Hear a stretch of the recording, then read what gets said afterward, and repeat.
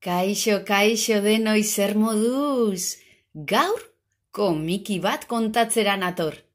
Errekamari, Euskal Herriko azken lamia, enkarni genuarena. Badakizue? Orain dela urte asko eta asko, Euskal Herrian lamia asko bizi ziren. Erreketan bizi ziren, eta beraien urrezko orraziekin orrazten ziren. Oso politak ziren, baina desberdinak, eta horregatik desagertu egin dira. Gaur kontatuko dugun istorioa beraz, Errekamari, Euskal Herriko azken lamiarena da. Begira, bazen behin artzai bat. Martin izena zuena. Alardiak, goazen azkar mendira!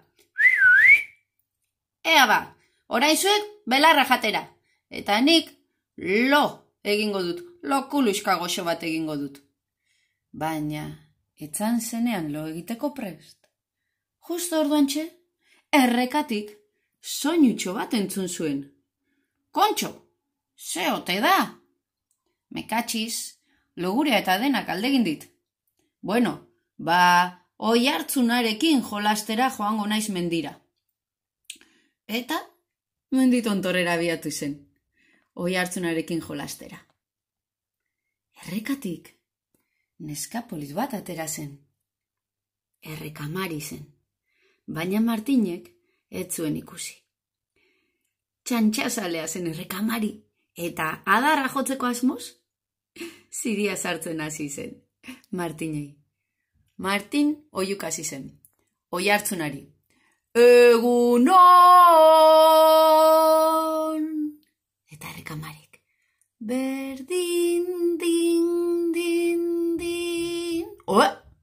Santzuen Martinok. Sogertatu da? Ze oihartzun mota dau. Berriz ere. Egunon! Eta Errekamari txantxetan. Berdin, din, din, din. Aizue, ze gau, hau du kautxo txolo. Hau du kautxo txolo. Esan zion orduan Errekamarik. Arraioa. Ni Martin naiz,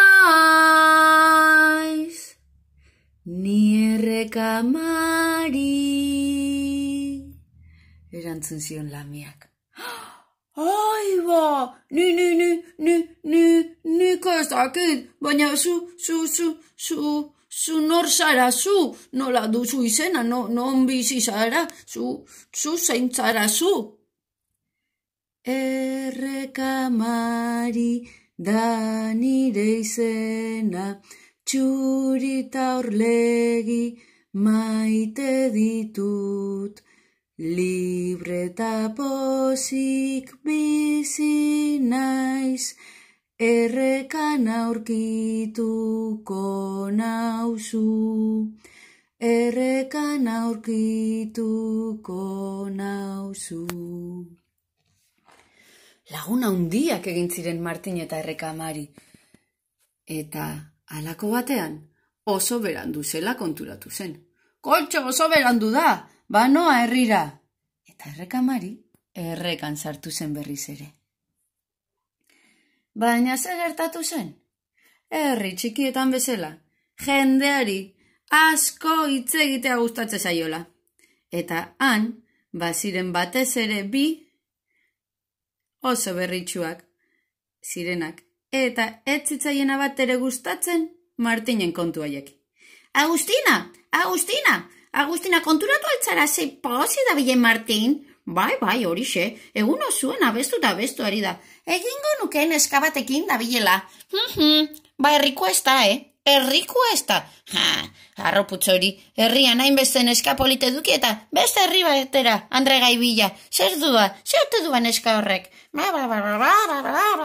Itzaiten zuten. Jakin behar dugu norekin bizi den. Bai, norekin ibili den. Nora joaten da. Bai. Bihar azokan galdetuko dugu. Martinek dena kontatu zion Errekamariri. Errekamari bizilagunak diote, neska batekin nabilela, eta zerbait sumatzen dute. Ez, esan zuen errekamarik.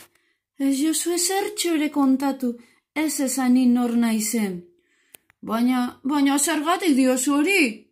Ni ez naiz haien modukoa. Eta zer? Agian azerretu egingo dira, eta gaiztakeriaren bat egingo didate. Esan zuen. Ez esan, Martin, ez esan ezer, ez esan. Azokan, berriketan jarraitzen zuen Agustinak. Aizu, badakit, ze, norekin da bilen Martin, esan, ez, zuk asmatu behar duzu. Maitekin, ez, Mirenekin, ez, Pepinekin, ez, lamia batekin, ene, errekan bizi dira lotxagabe hoiek, lamiak ez dira gure modukoak, horregatik herritik kanpora bidali behar dugu. Esan zuten. Eta errekamari gaxua, beldurrez, bakarrik errekan zegoen. Gu, lamiok, horrazirik gabe, ezin gintezke bizi. Eskutatu egingo dut bada espada. Ezin didate horrazirik lapurtu. Ara, norbait dator, errekan sartuko naiz. Eta badakizu zein zeto zen? Begira, Katxalin eta Agustina. Katxalin, ez naiz bat ere gustora sentitzen ordu hauetan etxetik kanpo. Ixo, venga, guazen, horrazia bilatu behar dugu. Horrazia, zertarako, bai, horrazirik gabe lamiek ezin dute bizi. Alde egingo dute. Beraz, horrazia lapurtuko diogu. Tira, hasi herri guztiak altxatzen. Ai, baina oso zaila da, hemen asko daude. Venga, gelditu ere egin gabe. Tira, hemen ez, hau gerriko mina. Tira, hemen ere ez dago, hemen ere ez, nekatuta nago. Tira, jarraitu lanian, gelditu ere egin gabe. Zaila zaitez, horrazirik ez dugu aurkituko bestela eta. Venga! Halako batean, ahots bat entzun zuten.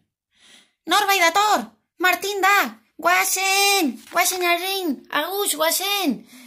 Zertan ari zareta hemen! Esan zuen orduan, Martinek. Zudakizun bezala, goizeko zeira dia, korrika guazen! Eta aldegin egin zuten. Martin, errekamari deika hasi zen. Errekamari! Joan aldira, Martin. Hau da, hau beldurra. Ze gertatu daba? Nire horrazia lapurtu nahi zuten. Ez dute aurkitu. Beldurra handia dut. Eta bitartean, Katxalin eta Agustin? Beste plan bat egiten. Gaurtik ez da pasatuko. Horixe esan idan atzore. Ez. Gaur horrazia lapurtuko diogu. Tira, prestatu zara? Eta zen nola lapurtuko dugu? Ez genuen aurkituta. Beste plan bat. Eta zer egingo dugu ba? Badakit. Errekasik induko dugu. Errekasik indugu? Nola? Bai, hartu papera, sakarra, botilla, kartoia, hartu, sardina, lata, utza, plastiko osko gauzak, etxean duzun zabor guztia, errekasik induko dugu, horrazirik espadugu, errekarik ere ez, esan zuten. Eta gau osoa, errekasik intzen, aritu zian. Goizean, Martin itzuli zenean, Errekamari non zaude, ze zabor pila da hau, errekadana zikinduta dago, ez da ezertxore ikusten, errekamari. Baina, ez zegoen errekamari. Martin zaborra ateratzen hasi zen. Errekamari! Baina, ez zegoen. Orduan, derrepente, mendi gainean, lehen ez zegoen errekatxo bat sortzen ari zela konturatu zen. Martinek errekatxo txiki eta berriari oihu egin zion. Egunon! Eta badakizu zer entzun zen? Errekatik zer entzun zen? Berdin, din, din, din. Gure ipuina amaitzera doa. Errekamari non dagoen? ez dakigu, baina ziur gauden nonbait, Euskal Herriko edozein errekatxotan egongo dela. Horregatik, lagunak, mendira joaten bazarete eta errekatxo bat aurkitzen baduzue, zaindu. Behar bada, hor bizi da errekamari. Eta ala bazan edo ez bazan, zar dadila kalabazan, eta atera dadila Zumaiako plazan.